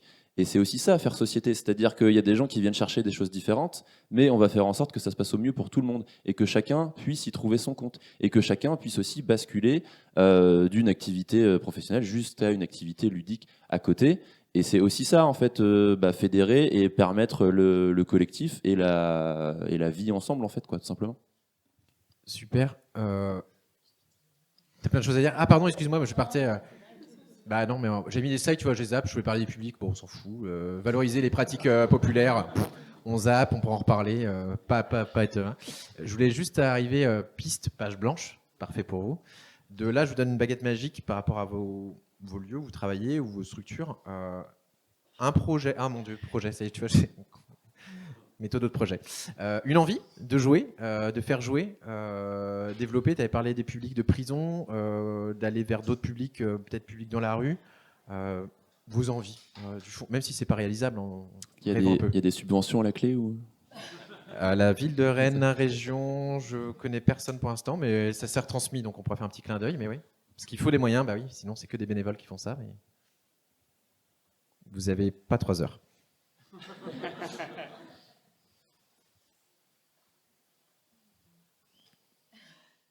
On pourra couper au montage. Le blanc, c'est juste gênant pour les gens qui sont dans la salle. Non, en fait, pour moi, du coup, dans mon cadre professionnel, l'idée, c'est vraiment ça. En fait, moi, ce qui m'intéresse beaucoup, c'est vraiment créer ces passerelles-là, en fait. C'est créer ces passerelles culturelles. Et dans l'objectif un petit peu idéalisé, c'est aussi ce que tu disais, remettre dans l'esprit des gens le jeu à sa place, en fait, et de casser un petit peu ces trucs-là de gens qui viennent dire bah non, on va pas quand même mettre du jeu dans une bibliothèque, moi je suis là pour lire le journal et tout. Mais non, en fait, cette pratique-là est légitime autant que la tienne. Et en fait, on ne va pas à hiérarchiser, en fait. Et c'est un peu ça aussi, tu vois, cette image négative dont tu parlais dans les bibliothèques, que en fait on subordonne les différentes formes d'art, avec souvent en premier la littérature, si possible de la littérature française du 19e siècle, et de hiérarchiser comme ça, en fait. Et moi, l'idée, ma volonté militante à ce niveau-là, c'est justement de casser ça et de faire valoir en fait ces formes d'art-là et ces formes culturelles-là sur un pied d'égalité et de dire qu'elles sont toutes légitimes. Et pour Borderline ou toi, c'est plutôt vous voulez continuer à développer dans les bars le monde de la nuit, tout ça, ou il y a d'autres du monde Mais là, c'est le week-end là, Et pourquoi pas le monde de la nuit? Jouer en discothèque, voilà, Et il est 16h30, tout le monde est fait. Non, ouais. Des idées. Bah, en fait, des idées, je sais pas, il y en a déjà plein. Hein. Enfin, il y a plein de choses qui se passent à Rennes. Il y a certains modèles, mais récemment, j'ai été à Lyon, qui est une grande ville du jeu, hein, où il y a aussi les formations FM2J pour être professionnel. Bah, là-bas, il y a des bars associatifs qui sont tenus par des bénévoles, et c'est les plus vieilles ludothèques en quelque sorte de France, puisque c'est tenu que par des bénévoles. C'est quasiment gratuit. Il faut juste adhérer, c'est symbolique. Et voilà que aussi on se rend compte du travail qui est fait par les bénévoles, parce que c'est beaucoup de bénévoles, il y a aussi beaucoup de professionnels, mais voilà, qu'il y ait plus de lieux où ce soit reconnu d'être animateur de jeu. C'est vraiment quelque chose qui est très spécifique quand même et qui demande beaucoup de travail, de temps. Et puis ouais, les jeux ça coûte cher, hein, et à côté de ça, les auteurs ils sont pas payés ou presque très peu. C'est combien le pourcentage que gagne un auteur de jeu quand il en produit un, quand il en sort un? 2,5%, voilà, du public hors taxe. Voilà. Et aussi qu'il y ait des droits d'auteur. Enfin, en tout cas, il y a des gens qui militent pour ça et on les en remercie. Enfin voilà, en tout cas que le jeu soit plus reconnu et tous les joueurs, les joueuses, les créateurs, les auteurs. Ça c'est important. Et du coup, juste on disait, bah il y a eu le Covid aussi il y a peu de temps et les gens se sont dit tiens mais c'est bien la télé mais on en a marre et tout le monde s'est remis à jouer. Je sais pas s'il y a une explosion des jeux qui sont vendus actuellement. Enfin les chiffres ils sont assez difficiles à avoir vu que c'est mais en tout cas, il y a de plus en plus de jeux qui sortent tous les ans sur plein de thématiques originales. Là, on me disait qu'il y avait un super jeu qui était sorti sur le don du sang. Eh ben, waouh, pourquoi pas? Et apparemment, il est chouette. Et enfin voilà. Donc des rêves, il y en a plein à voir. Et puis l'itinérance, hein, des lieux fixes, c'est chouette, mais faire du hors les murs, aller dehors, avoir un camion, enfin aller dans plein d'endroits différents et avoir le temps de le faire et que les gens aient les moyens aussi de contacter des associations, des ludothèques et qu'on puisse aller un peu partout encore plus. Waouh. Marion, tu veux rajouter un truc? On reste sur le côté positif des choses. Ouais, t'inquiète. Ouais, j'ai trouvé un autre, parce que bon, j'ai quand même dit, mais on parle beaucoup du jeu de société. Et en fait, je crois que moi, mon rêve, c'est aussi de remettre à sa juste place les autres formes de jeu, notamment le jeu symbolique, qui est très malmené, en fait. Ce jeu-là, alors que c'est vraiment primordial dans le développement de l'enfant et de la personne. Et souvent, on entend, en fait, ils jouent à la maison, au jeu symbolique, ils n'ont pas besoin d'avoir un lieu, ils ont pas... Le jeu symbolique, j'ai un peu dit tout à l'heure, c'est la mise en scène, Playmobil, tout ça, et le jeu de rôle, c'est les deux, ça englobe les deux. Sauf qu'en fait, les livres, ils les ont à l'école, alors pourquoi avoir une bibliothèque ? Quelque part. On pourrait aussi penser les choses comme ça. C'est encore une attaque sur la bibliothèque. Il Non, y a quelque chose là. C'est sensible. Les là. anciennes bibliothèques. Ça n'attaque pas beaucoup les bars, par contre. Non, mais les bars, c'est cool, on boit des bières. J'aime pas la bière. Non, mais oui, de remettre en fait le jeu symbolique à sa juste place dans les écoles. En fait, il n'existe pas ou peu.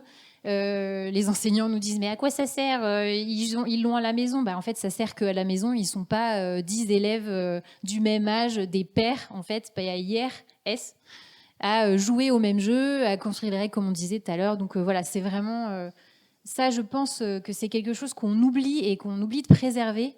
Et c'est pourtant magique quand on voit tout ce qui se passe autour du jeu symbolique. Top. On va passer à la phase des questions, si vous voulez, dans la salle. Si vous avez des questions, des réflexions, des précisions à demander sur ce qu'on a dit, les points intéressants, les bêtises, les points de Discord. Ah, là. Non, mais personne. Je vais te passer le micro. Tiens. Oui, bonjour, merci pour la table ronde super intéressante. Bon, j'ai une quinzaine de remarques, mais je ne vais pas toutes les faire. On pourra en discuter à part. Le truc qui me semble essentiel, c'est de revenir sur la notion d'éducation populaire, où le projet de l'éducation populaire, c'était aussi de remettre les gens au centre de leur vie, au centre des apprentissages de leur propre processus d'éducation. Et c'est un peu contradictoire avec l'idée de sensibilisation à des sujets qui se posent de toute manière. C'est-à-dire que quand on va sensibiliser à l'écologie, par exemple, des enfants qui sont dans des situations sociales où les familles ne savent pas comment finir le mois à chaque fois, on comprend que l'écologie, ce ne soit pas forcément la première de leurs préoccupations. Et donc, on parlait c'était l'intitulé au départ, défendre le jeu sous toutes ses formes.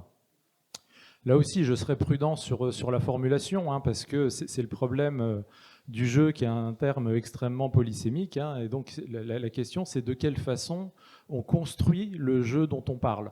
Est-ce que c'est vraiment la même chose, le jeu de l'animal, le jeu de l'être humain ?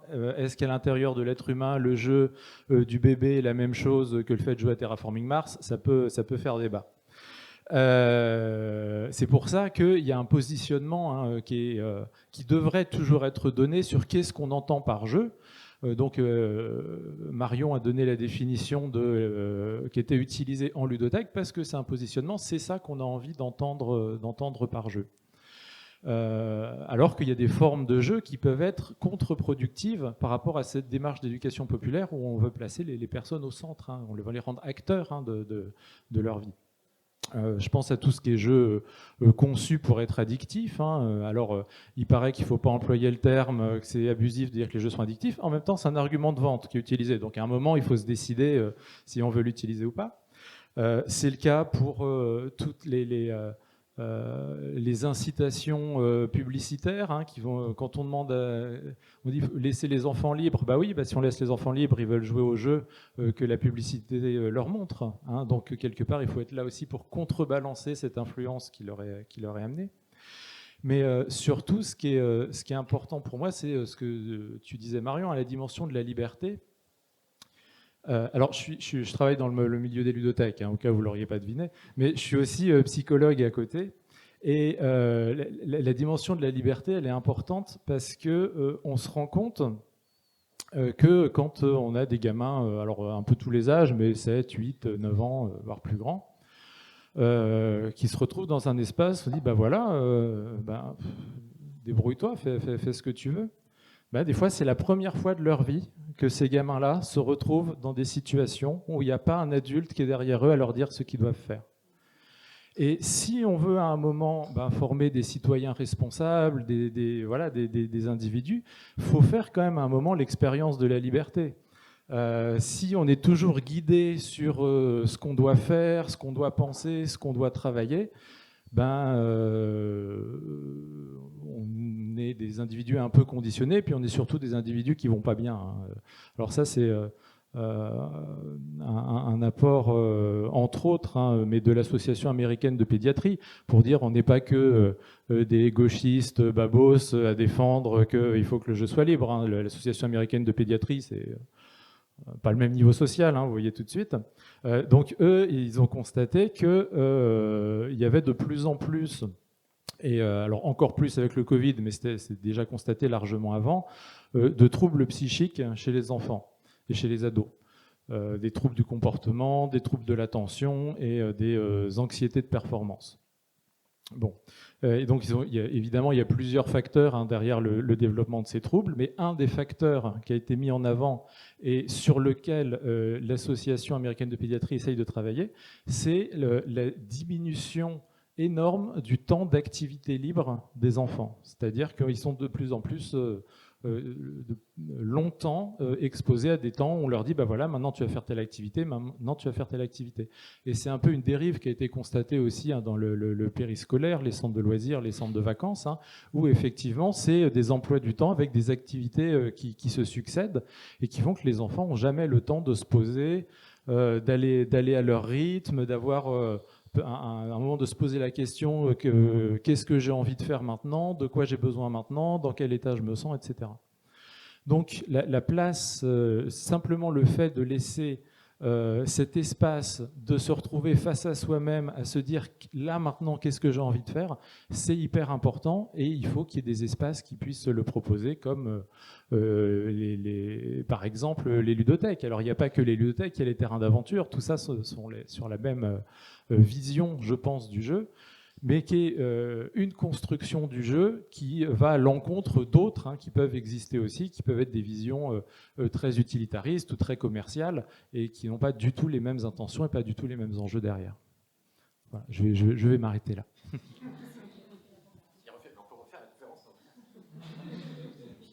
C'est ce qu'en font maladroitement, j'essayais de mon point de vue, le glissement qu'il y a même en voulant bien faire dans des assos avec plein de bonnes intentions, où en fait on est amené à répliquer ce qu'on pouvait dénoncer, quoi.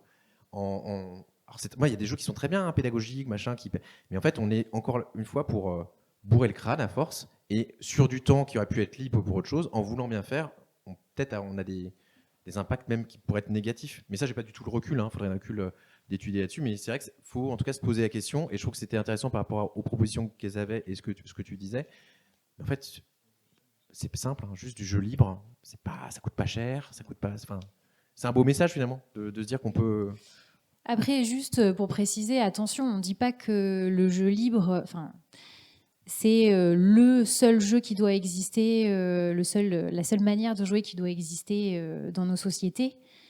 C'est-à-dire qu'aujourd'hui, on en parle beaucoup et on le défend beaucoup parce qu'il est mis à mal, mais en réalité, il est complémentaire aussi aux autres formes de jeux.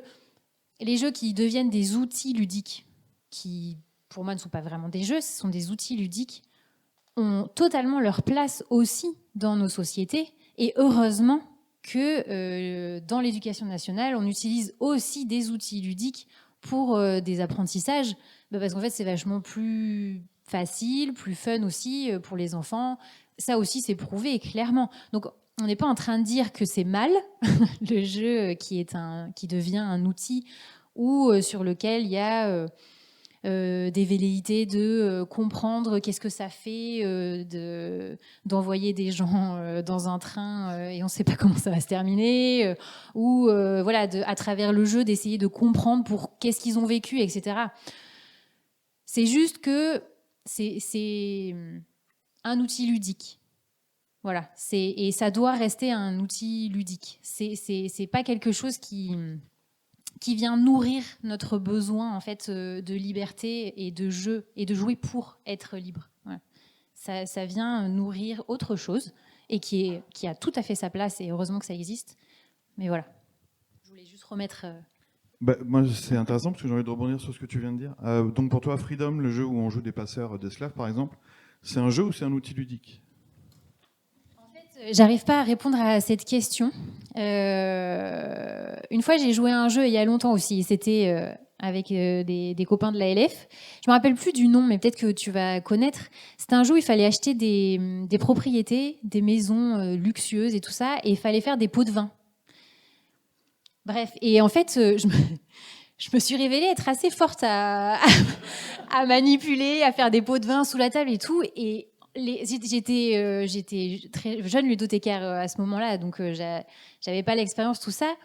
Et en fait, là, pour le coup, le côté fictif du truc, en fait, je me suis dit, putain, mais en fait, je suis trop forte à manipuler, à jouer à l'argent et tout, mais je pensais pas que j'étais comme ça. Du coup, ça m'a fait paniquer, et émotionnellement, c'était compliqué, ce jeu. Et ça s'est pas très bien terminé. Heureusement, je jouais avec des gens des copains et tout ça, donc ça a été, mais... du coup, je crois qu'aujourd'hui, je te donnerai comme réponse, en fait, c'est selon l'expérience du joueur. Désolée. C'est un peu facile. C'était peut-être un peu facile. Ouais, je trouve ça un peu facile. En fait, moi, c'est que, personnellement, tu as vos prises de position par rapport à la gratuité du jeu, à la non-récupération du jeu de société, etc. Ça me pose beaucoup de questions, moi, en tant qu'auteur de jeu, où nous, auteurs, autrices de jeux, on peut avoir des intentions, un propos qu'on veut transmettre. Et donc, on pense que nos jeux ont une utilité réelle. Et donc peut-être une fonction. Donc vous pouvez vous défendre de toute forme d'utilitarisme du jeu. Nous, c'est précisément parfois, ou en tout cas certains ou certaines d'entre nous, ce qu'on recherche. Et donc pardon, mais par ailleurs, alors voilà, c'est invalider un petit peu notre démarche à nous, d'une part. Et par ailleurs, le jeu libre tel que vous le défendez, le jeu de société libre, hein, pas le jeu d'interprétation symbolique, etc. En fait, c'est laisser les enfants jouer à des jeux qui ont été conçus par des gens qui, eux, n'avaient pas de propos et qui ne font que répliquer le statu quo culturel, que de renforcer les normes sociales actuelles. Des jeux où on gagne plein de pièces d'or, des jeux où il faut acheter plein de trucs, des jeux où les ressources naturelles sont inépuisables. Et si en fait, et ça, c'est pas de la récupération, c'est normal pour les gens. Donc pour vous, on vous dit pas quoi faire parce que c'est normal dans la société. Et pourtant, c'est pas neutre. Tu vois ce que je veux dire ou pas? Donc il me semble que c'est un peu botté en touche, cette histoire de jeu ou pas jeu, outils, récupération par de la propagande, vous vouloir véhiculer un message. Les jeux actuels qu'on dit neutres et anodins, ils le sont pas. En fait, je te réponds la même réponse, c'est l'expérience du joueur. En fait, même si toi, en tant que metteur en jeu ou auteur de jeu, tu avais une intention derrière, c'est le joueur qui, par son action et son expérience, va en faire ce qu'il veut, en fait. Et ça, toi, tu peux pas vraiment le maîtriser. Regarde, je suis anticapitaliste, mais j'adore jouer comment le truc avec les haricots, là. Bonanza. C'est pas pour autant que, tu vois, en fait, mais je vais aller chercher autre chose dans le jeu. Si y a plein d'enfants qui aiment jouer, en effet, à gagner de l'argent, mais en fait, c'est qu'ils expérimentent un truc de la société, et ensuite, en l'expérimentant avec leur propre, avec qui ils sont en fait, leur propre représentation et tout ça, ils vont se construire. Mais toi, auteur de jeu, ou moi, qui va proposer le jeu et le mettre en jeu, en fait, j'ai pas à agir dessus. Pour moi, c'est ça qui fait la différence. C'est laisser le joueur expérimenter. Je sais pas si c'est... Ouais, moi je trouve que ça met vachement, ça donne, mais tu le dis, hein, ça donne beaucoup d'importance à la réception dans l'échange culturel entre le jeu et le joueur. Et alors que moi, de mon point de vue, justement, je donne plus d'importance à l'émission. Voilà, en tout cas, j'en vois toute la valeur et l'importance. Donc je comprends sans doute la réponse est au milieu des deux, mais je trouve que c'est important de le rappeler quand même. Voilà, c'est tout. Si je peux me permettre, juste pour faire le lien entre vous deux, hein, faire la médiation entre vous deux, cette notion de gratuité. Pour nous, évidemment, tous les jeux ont un contenu sérieux. Des jeux où on tue des lapins, ou des jeux où on joue à des pirates, voilà. C'est pas anodin quand même, hein, et tuer des gens, c'est vachement important de le faire dans le jeu parce que c'est mieux que ce soit dans le jeu plutôt que dans la réalité. Moi j'adore tuer des gens dans les jeux, je pourrais ne faire que ça tout le temps, je kiffe. Mais je le fais très peu en dehors. Voilà.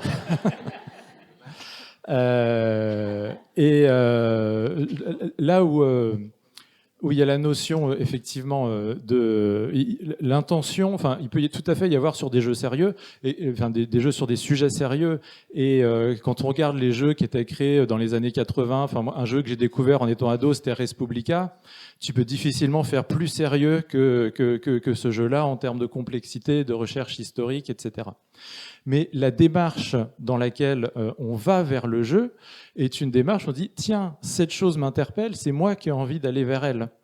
Et si nous, on a mis le côté gratuité dans la définition, c'est parce qu'on est confronté à ce que je disais précédemment, hein, c'est-à-dire la démarche où c'est ça qui est bon pour toi.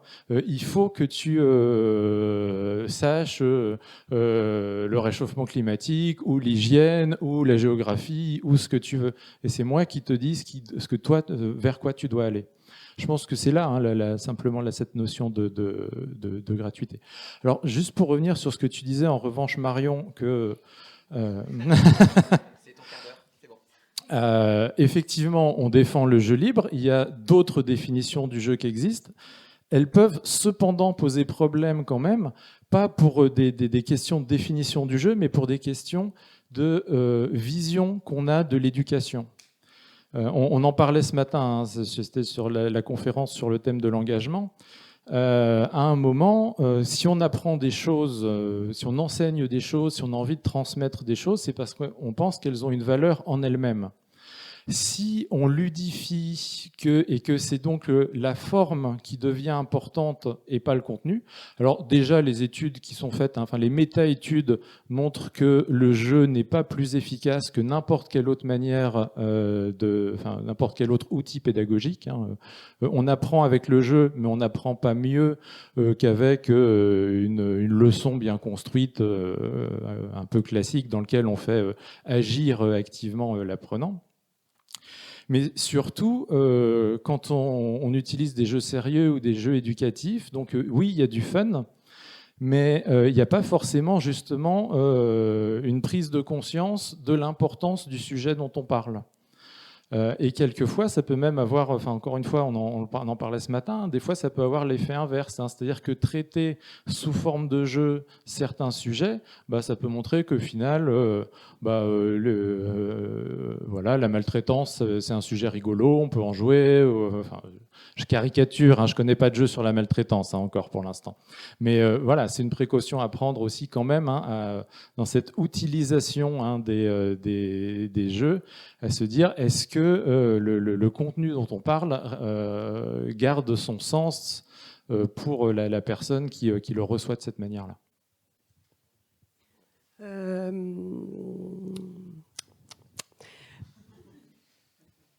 Il y a des jeux, hein, voilà, il y a plein de jeux. Et effectivement, par exemple, nous, avec notre asso, on essaye de mettre en avant des jeux sur des thématiques qui nous intéressent parce qu'effectivement, il y a un but du jeu et qui est clairement énoncé.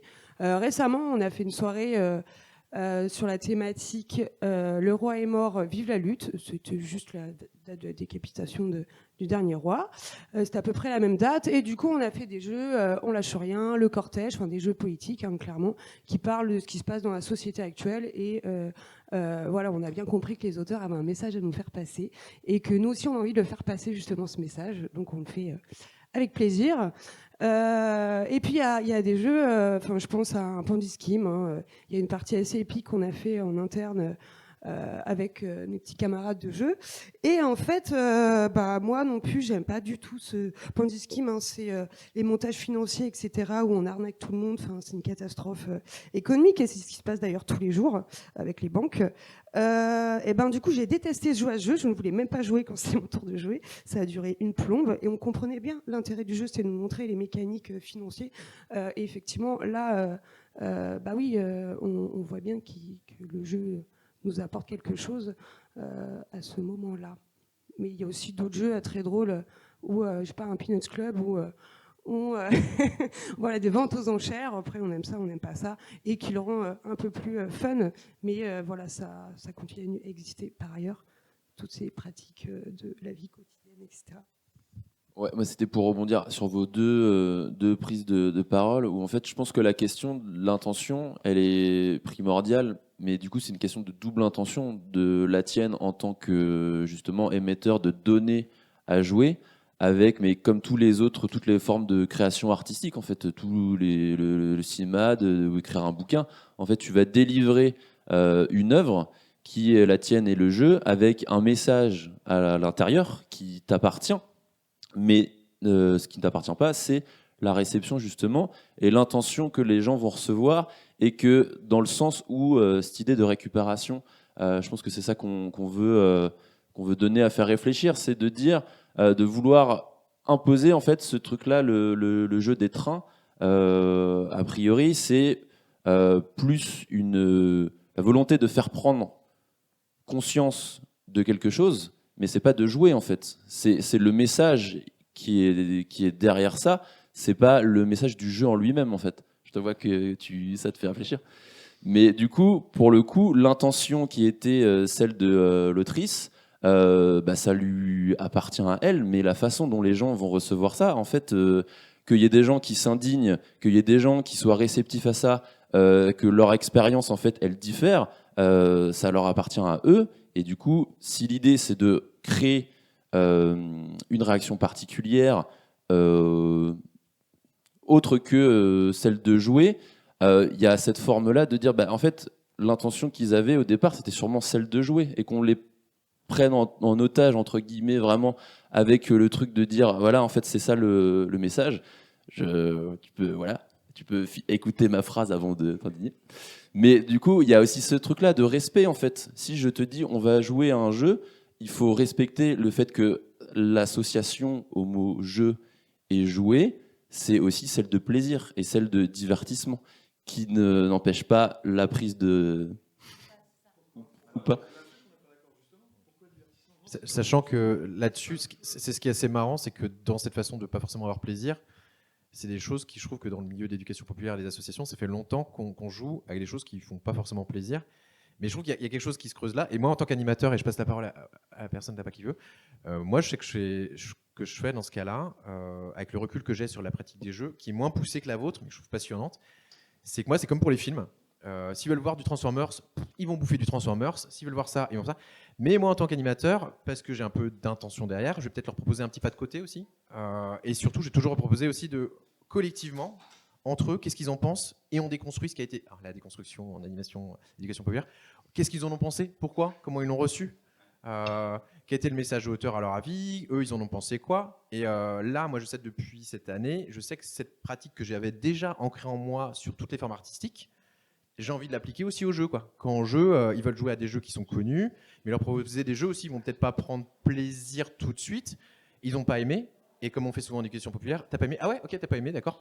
Pourquoi t'as pas aimé? Est-ce que c'est la façon de jouer? Est-ce que c'est les trucs? Ah, on est en retard? Alors, je vais prendre la parole.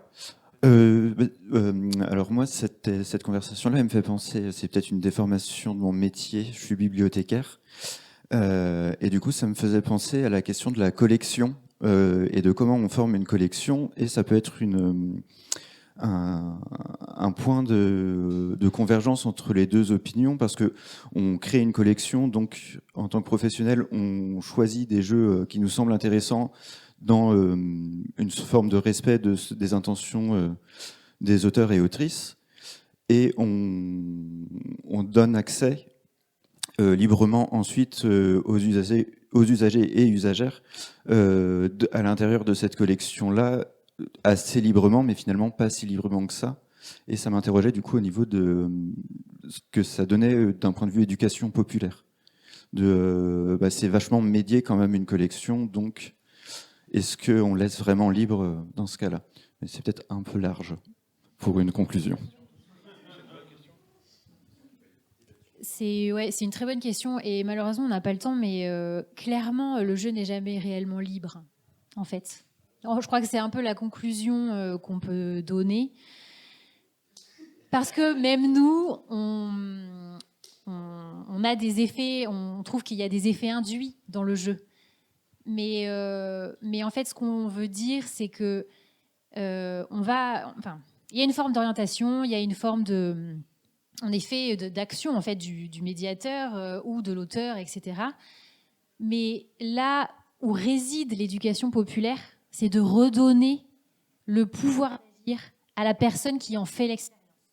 Et en fait, ça, Henri, tu ne peux pas le maîtriser. Et c'est très bien. Même s'il y a des intentions derrière, tu peux pas maîtriser ce truc-là. Donc en fait, c'est toujours ce truc-là. On peut dire que c'est libre, mais en vrai... Non, c'est pas une question, c'est une réaction. Moi, je pense que je suis aussi auteur de jeux comme Henri, et je suis un ancien d'éducation populaire. J'ai fait 15 ans d'animation en centre social. Hier, j'intervenais aussi à votre place, et je disais que pour moi, c'était vachement lié, être auteur et être animateur. Et je pense que quand je suis auteur, de la même manière que quand je suis animateur, j'ai une intention. J'ai envie de faire que les gens s'émancipent à travers mes jeux, comme j'avais envie que mes jeunes que j'accompagnais s'émancipent. Donc mes intentions, je les travaille. Jeu après jeu, je pense que je vais un petit peu plus loin et je pense que je suis de plus en plus impactant là-dessus. Voilà, c'est tout.